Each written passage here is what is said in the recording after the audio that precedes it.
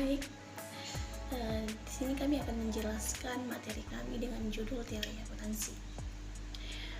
Pengertian teori akuntansi secara umum adalah suatu cabang ilmu akuntansi yang terdiri dari pernyataan sistematis dengan prinsip-prinsip dan metodologi yang membedakannya dengan praktik.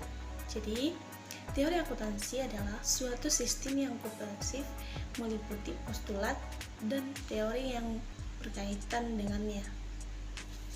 Kemudian, perkembangan teori akuntansi, di mana akuntansi sebagai suatu disiplin ilmu dikembangkan pada abad ke-15 dan dilahirkan teori-teori akuntansi yang digunakan oleh bisnis perusahaan.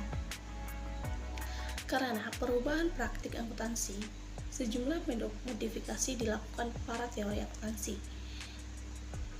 Dewan Standar Akuntansi Keuangan membantu mengatur dan merevisi teori akuntansi.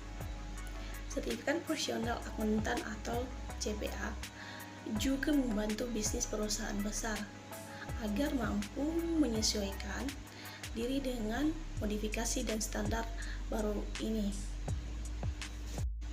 Selanjutnya, fungsi teori akuntansi ada 5, yaitu 1. Menjadi pegangan bagi lembaga penyusun standar akuntansi, menyusun standarnya.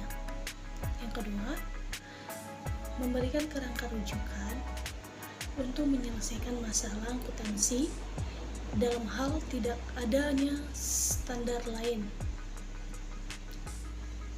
atau standar resmi. Ketiga, menentukan batas dalam hal melakukan keputusan dalam penyusunan laporan keuangan. Keempat,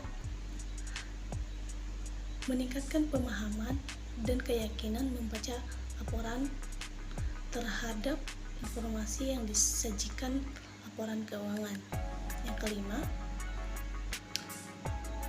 meningkatkan kualitas dapat diperbandingkan. Selanjutnya, yaitu tujuan teori akuntansi. Ada 5, yaitu 1. Kita akan melakukan evaluasi dan menjelaskan prinsip akuntansi. Yang kedua,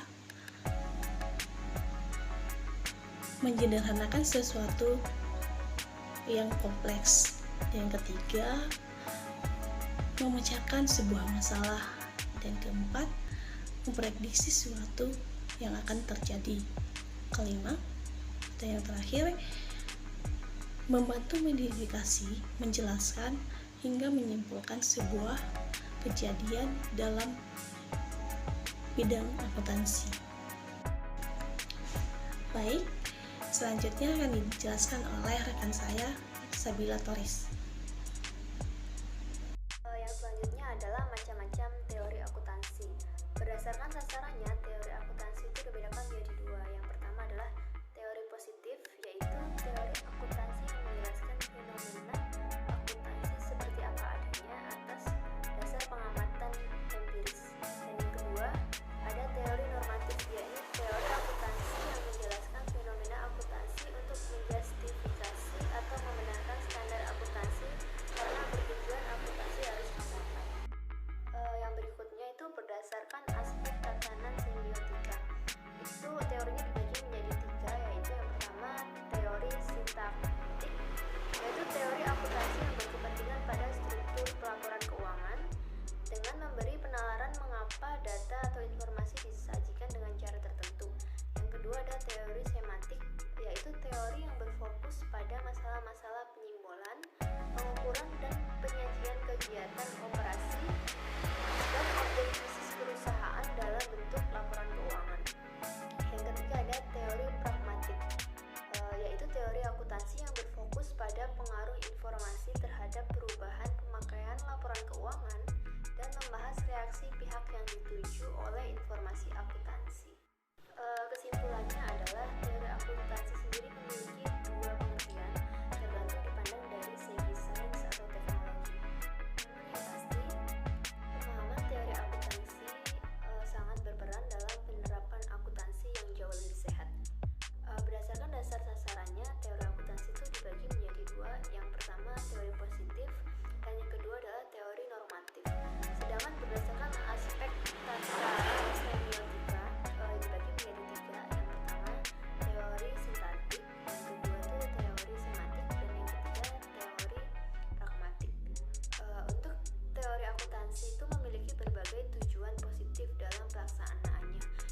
mulai dari mengevaluasi prinsip-prinsip akuntansi yang diterapkan dalam suatu perusahaan hingga membantu mengidentifikasi dan menyimpulkan sebuah perkara dalam bidang akuntansi.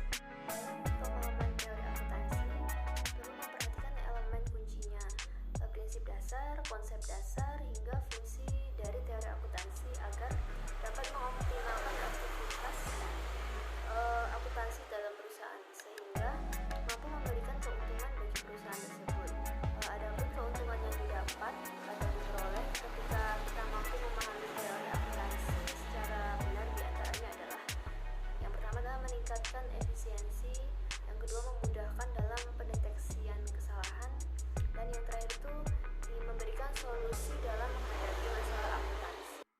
Seluruh manfaat dan keuntungan dari penerapan teori akuntansi tak terlepas dari sejarah awal penemuan teori ini di masa lalu dan pertumbuhannya di masa depan.